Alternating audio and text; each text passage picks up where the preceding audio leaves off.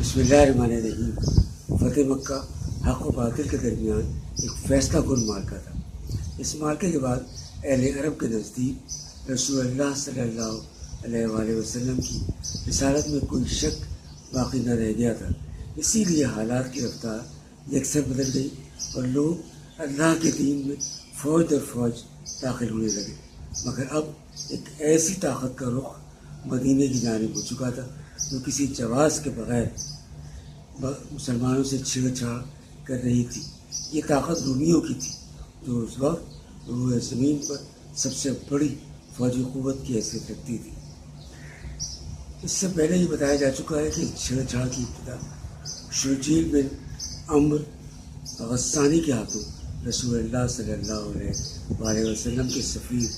حضرت حارث بن عمیر ازدی رضی اللہ عنہ کے قتل سے ہوئی، جب وہ رسول اللہ کا پیغام لے کر بصرہ کے حکمران کے پاس تشریف لے گئے تھے۔ یہ بھی بتایا جا چکا ہے کہ نبی کریم صلی اللہ علیہ وسلم نے اس کے بعد حضرت زید بن حارثہ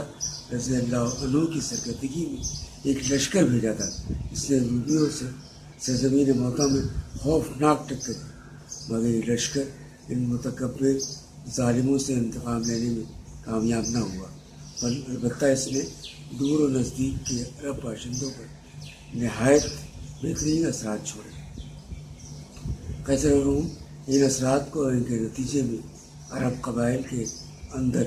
روم سے آزادی اور مسلمانوں کی ہم نوائی کے لیے پیدا ہونے والے جذبات کو نظر انداز نہیں کر سکتا تھا۔ اس کے لیے یقیناً یہ ایک خطرہ تھا جو قدم بقدم اس کی سرحد کی جانب بڑھ رہا تھا، اور عرب سے ملی سرحد شام کے لیے چیلنج بنتا جا رہا تھا۔ اس لیے قیصر نے سوچا کہ مسلمانوں کی قوت کو ایک عظیم اور ناقابل شکست خطرے کی صورت اختیار کرنے سے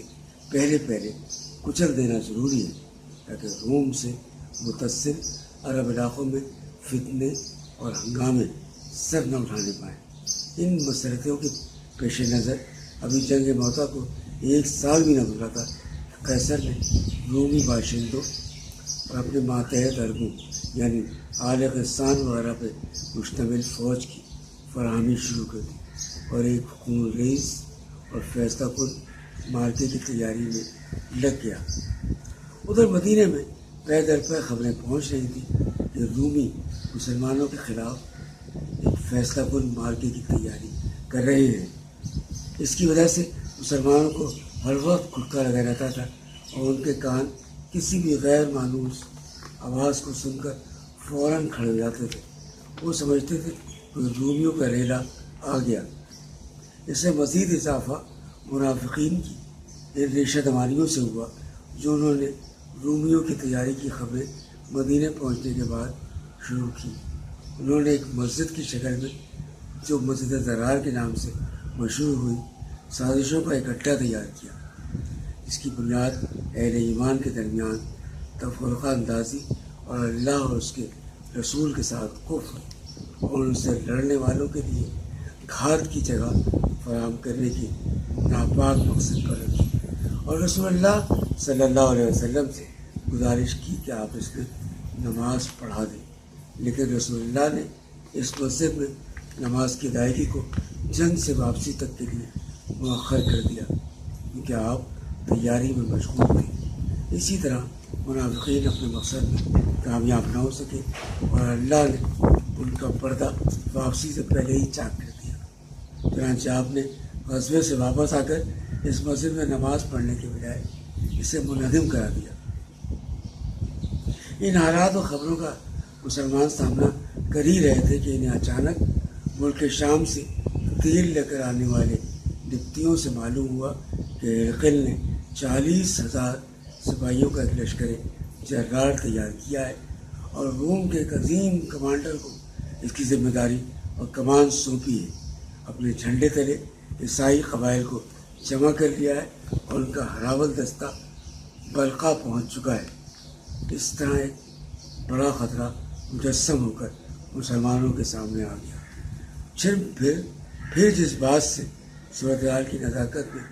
مزید اضافہ ہو رہا تھا وہ یہ تھی کہ زمانہ زمانہ سخت گرمی کا تھا، لوگ تنگی اور قحط سالی کی آزمائش سے دوچار تھے، سواریاں کم تھیں، پھل پک چکے تھے، اس لیے لوگ پھل اور سائے میں رہنا چاہتے تھے،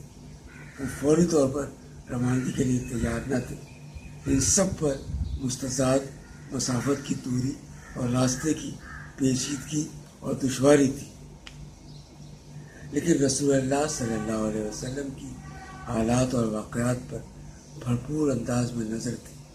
اور وہ ہر چیز سے واقف تھے،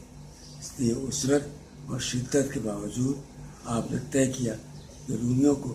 دارالاسلام کی طرف پیش قدمی کی مہلت دیے بغیر